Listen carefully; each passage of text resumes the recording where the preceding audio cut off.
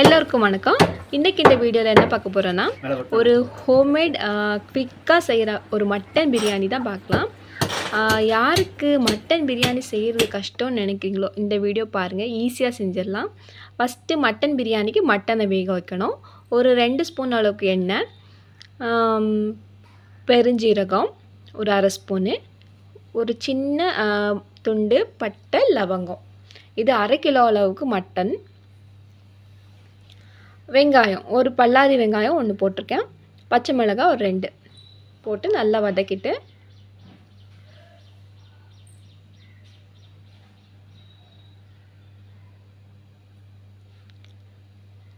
ஓரளவுக்கு வதக்கிட்டு, இப்போ ஒரு 2 ஸ்பூன் 2 அல்ல 3 ஸ்பூன் அளவுக்கு ஜிஞ்சர் கார்லிக் பேஸ்ட், இஞ்சி பூண்டு விழுது போட்டுக்கலாம்.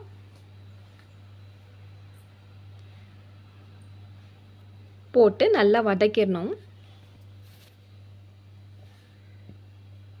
இப்போ தான் போட போகிறேன் பாருங்கள்.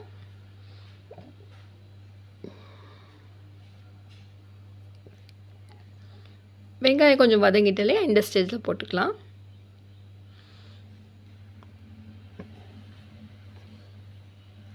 ரெண்டு ஸ்பூன் அளவுக்கு இஞ்சி பூண்டு. மட்டன் வந்துட்டு ஒரு 1/2 கிலோ, 1/2 கிலோவுக்கு மட்டன். ஒரு 1/2 ஸ்பூன் அளவுக்கு மஞ்சத்தூள் போட்டு நல்லா வதக்கிடுங்க லைட்டாக. கறி வேகும் போதே உப்பு போட்டால் நல்லா கறிக்குள்ளே நல்லா உப்பு இறங்கும். அதனால் ஒரு 2 ஸ்பூன் அளவுக்கு உப்பு போட்டுக்கலாம்.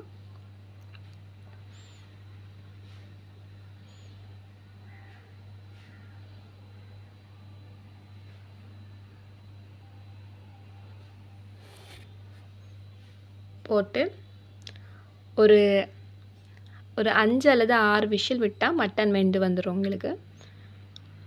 குக்கரில் தான் இப்போது மட்டன் பிரியாணி செய்ய போகிறோம். வேக வைக்கிறது மட்டும்தான். பிரியாணி வந்துட்டு நம்ம சும்மா தட்டை வச்சு மூடி வச்சு தான் செய்ய போகிறோம். வதங்கின பிறகு தண்ணி ஊற்றிக்கிடலாம். தண்ணி ஒரு 2.5 டம்ளர் அளவுக்கு நான் தண்ணி ஊற்றிருக்கேன். இந்த தண்ணி ஊற்றின தண்ணியை தான் நம்ம மட்டன் பிரியாணிக்கும் நம்ம அந்த தண்ணியை யூஸ் பண்ணலாம். 2 இல்லை 3 டம்ளர் தண்ணி ஊற்றிக்கோங்க.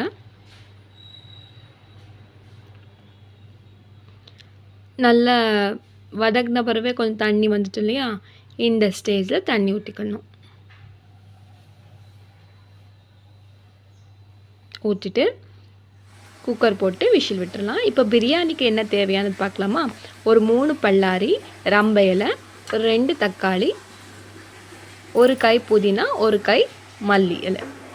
இப்போ குக்கரில் 2 ஸ்பூன் அளவுக்கு எண்ணெய் ஊற்றி 1 ஸ்பூன் அளவுக்கு நெய் ஊற்றிருக்கோம்.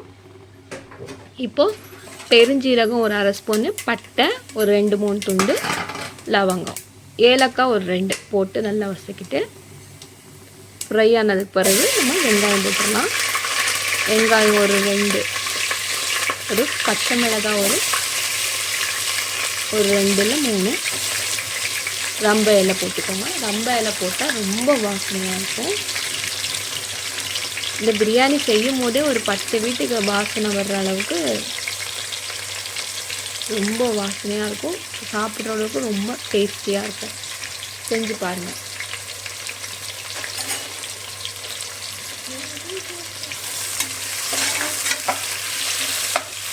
நல்லா 3 ஸ்டேஜ் இருக்குது.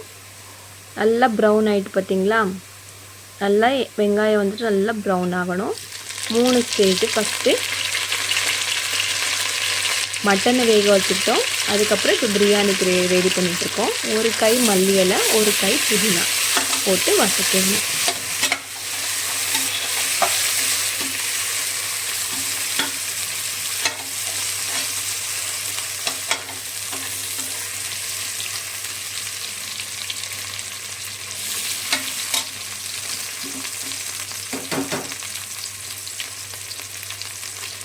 பேச்சுலர்ஸ் எல்லாம் இந்த மாதிரி ட்ரை பண்ணி பார்க்கலாம். ஒரு 3 ஸ்பூன் அளவுக்கு ஜிஞ்சர் கார்லிக் பேஸ்ட் போட்டிருக்கேன். இஞ்சி பூண்டு விழுது,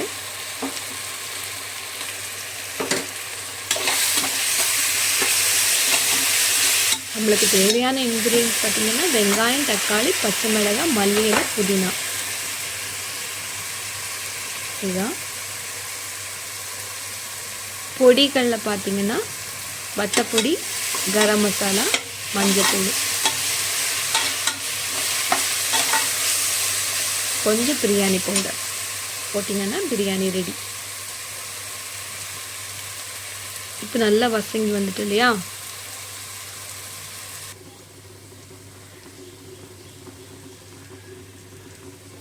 இப்போ 2 தக்காளி நறுக்கி வச்சுருக்கோம்ல, இது நல்லா தக்காளி நல்லா ஸ்மாஷ் ஆகி வரணும், நல்லா வசக்கணும்.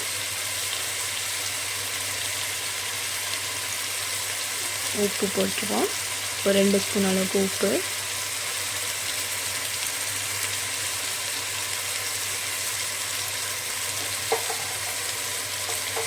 இப்போ மஞ்சத்தூளும் போட்டுக்கலாம். மஞ்சத்தூள் ஒரு 1/2 ஸ்பூன் அளவுக்கு மஞ்சத்தூள்.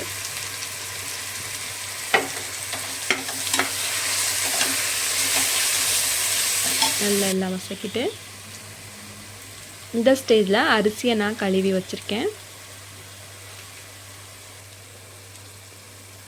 வத்தப்பொடி ஒரு 1/2 ஸ்பூன், ஏன்னா பச்சை மிளகாய் போட்டிருக்கோம், ஒரு 1/2 ஸ்பூன் போட்டால் கரெக்டாக இருக்கும். பிரியாணி பவுடர் ஒரு 10 ரூபா பேக்கெட்டில் அரை பேக்கெட்டு, இல்லை ஒரு 2 ஸ்பூன் பிரியாணி பவுடர், ஒரு 1/2 ஸ்பூன் வத்தப்பொடி, 1 ஸ்பூன் அளவுக்கு கரம் மசாலா. இவ்வளோ தான். பவுடர்லேயே 4 பவுடர் தான் யூஸ் பண்ணியிருக்கோம். போட்டு பார்த்திங்களா, அரிசியை இப்போ தான் கழுவி வச்சுருக்கேன். இப்போ தயிரில் ஒரு கால்வாசி,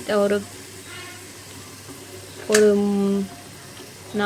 4 ஸ்பூன் அளவுக்கு தயிர் போட்டால் நல்லா சாஃப்டாக வரும். பிரியாணி நல்லா உதிரியாக இருக்கும் பாருங்கள். இப்போது மட்டன் ஆட் பண்ணிக்கலாம். வேக வச்சுருக்கோம்ல, அந்த மட்டனை ஆட் பண்ணிக்கலாம். நல்லா ஆட் பண்ணிவிட்டு நல்லா எண்ணெயை நல்லா பிரிஞ்சு வரணும், அந்த அளவுக்கு வசக்கிட்டு இந்த ஸ்டேஜில் கறியை வேக வச்ச தண்ணியை நம்ம ஊற்றிக்கலாம். கறி வேக வச்ச தண்ணி எனக்கு ஒரு 2 டம்ளர் இருந்தது. எக்ஸ்ட்ரா ஒரு 2.25 டம்ளர் அளவுக்கு நான் தண்ணி எடுத்திருக்கேன். அரிசி வந்து நான் 2.5 டம்ளர் அளவுக்கு அரிசி எடுத்திருக்கேன். 2.5 டம்ளர்னால் எனக்கு 3/4 கிலோ அளவுக்கு அரிசி, 1/2 கிலோ அளவுக்கு மட்டன் ஊற்றிருக்கோம். எந்த டம்ளரில் அரிசி எடுக்கிறோமோ அதே டம்ளருக்கு 1.5 டம்ளர் தண்ணி இருக்கும். அப்போ 2.5க்கு நான் 4.25 அளவுக்கு தண்ணி எடுத்திருக்கேன். இப்போ தண்ணி நல்லா கொதி வந்த ஸ்டேஜில் அரிசியை தூக்கி உள்ளே போட்டுடலாம். போட்டுட்டு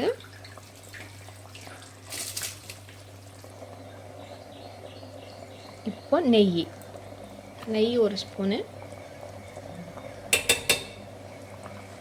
எலுமிச்சப்பழம் வந்துட்டு ஒரு அரை எலுமிச்சப்பழம் அளவுக்கு பிழிஞ்சு வச்சுருக்கோம். அரை எலுமிச்சப்பழம் அந்த ஜூஸை ஆட் பண்ணிடலாம். மல்லி இலை, புதினா போட்டு நம்ம மூடி வச்சிடணும். நம்ம அரிசி போட்ட பிறகு ரொம்ப கிளறக்கூடாது. இப்போ மூடி வச்சிடலாம். மூடி ஒரு 5 நிமிஷம் மட்டும் வச்சா அதுக்குள்ளேயே தண்ணி நல்லா இழுத்துரும். லேசாக அங்கே இங்கே தண்ணி இருக்கும் போது நம்ம தம்மு போட்டுடணும். பிரியாணிக்கு தம்மு போடுறதுக்கு தோசை கல்லை கீழே வச்சு அதுக்கு மேலே குக்கரை வச்சிடணும். குக்கரை ஒரு மூடி இந்த தோசைக்கல் மேலே இந்த குக்கரை வச்சிடணும். வச்சு ஒரு 5 நிமிஷம் விட்டுட்டு அதுக்கப்புறம் மூடியை எடுத்துகிட்டு நம்ம தட்டை வச்சு மூடி வச்சிடணும். வச்சா பிரியாணி பாருங்கள் எவ்வளோ உதிரியாக ரெடி ஆகிருக்கு. ஒரு 5 நிமிஷம் மூடி போட்டு வச்சோம். இல்லைனா நீங்கள் தட்டை கூட மூடி வச்சு போட்டுக்கலாம். விசில் போடாமல் தட்டையே தோசைக்கல் மேலே ஒரு 10 நிமிஷம் வச்சிங்கன்னா லோ ஃப்ளேம்லேயே நல்லா தண்ணி இழுத்து வந்துடும். சாப்பாடு உங்களுக்கு அடி பிடிக்காது. பாருங்கள் எவ்வளோ உதிரியாக வந்திருக்கு. வீட்டில் ட்ரை பண்ணி பாருங்கள். ஈஸியான ஒரு பேச்சுலர்ஸ்க்கு தகுந்தமான பிரியாணி இன்றைக்கி தயிர் பச்சடி, முட்டை. வீடியோ பிடிச்சிருந்தா லைக் பண்ணுங்கள், ஷேர் பண்ணுங்கள்.